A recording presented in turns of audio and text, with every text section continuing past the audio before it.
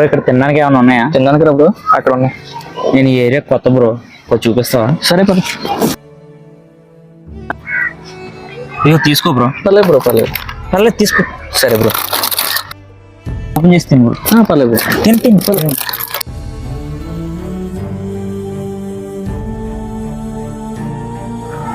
కంట్లేదు అని చూడు బ్రో. పోయింది బ్రో.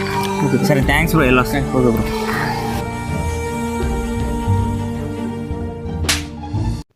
హాయ్ ఫ్రెండ్స్, నేను దారిలో వెళ్తుంటే ఈ అబ్బాయి కనిపించాడు.